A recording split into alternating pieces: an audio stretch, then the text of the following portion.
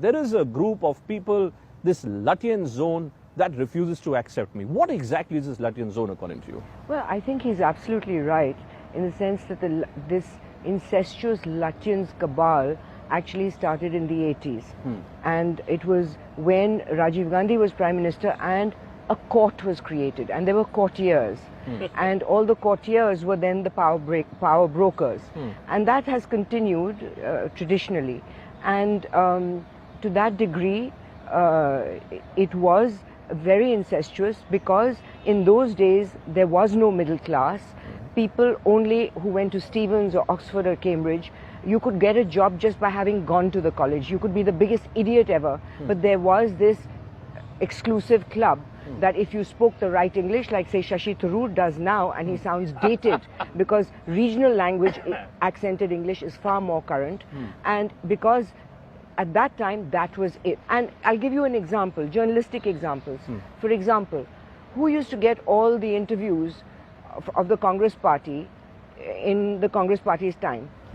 Journalists who were positive to them, or they were pre-arranged interviews where certain questions like Bofors and all would not be asked. First of all, I want to compliment Rahul Joshi because he actually asked what looked like a petty question on Lutyens Delhi, but it is central to the way we are operating. This is actually the outcrop of the crony socialism that we've had. And I think it predates Rajiv Gandhi. It goes actually to our feudal character. And the other thing is that I don't want to create a new bogeyman called Lutyens Delhi. But the whole point is that there are two aspects. One of them is financial favors. You've got your hands in the pot of gold. So Lutyens for loot. And anybody, now think of the numbers of politicians who became billionaires without having a business. So this was the mafia of privilege. So is Modi therefore saying that I have demolished this cabal that Nalini says was a beneficiary to him? I would say to you that it is wonderful, the question was asked, and it's wonderful that he said, look, I'm out. I think Deve Gowda was right. It's very painful. The point of having this Lutyens Kabaal, right now the people who are in power and people who, they are living in Lutyens Delhi, okay? Right. And the power goes with it.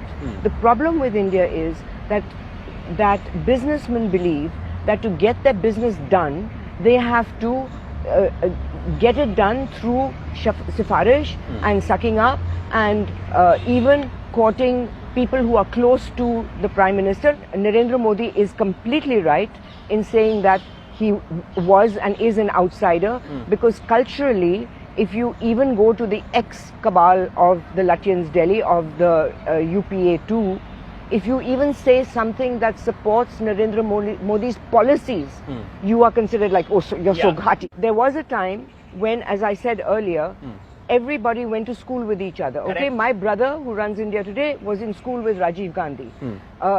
Kamal Nath's sister was in school with me. Tavleen Singh was in school with me. Brinda Karat was in school and college with me. So all these things, and we all knew each other. When you're doing stories about your friends, somebody comes for a favor, somebody becomes a politician without you knowing it, you try to forget his fat nickname. All these things happen.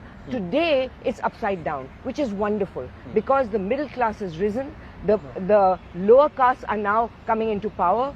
People are, the aspirational thing has come where it is turned upside down. The Stephanian club which exists. The fact that Narendra Modi, coming from the caste he is exemplary of this new India. Power has moved. Yes. Get used to the new power structure. Exactly. Is he hinting, is he pointing, or is he doing wink wink? The answer is All of clearly it. yes. Because this is the most powerful Prime Minister's office since Indira Gandhi. May I just say one thing? How do I recognize a Lutyens person?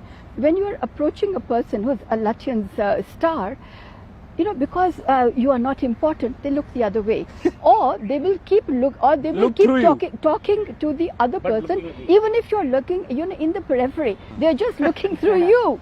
And that is Lutyens behavior. That is crippling insecurity. Also, actually, let me put it another way. If Manu had been alive today or operational today, and he was writing the Manusmriti, he would actually define us in 5 castes.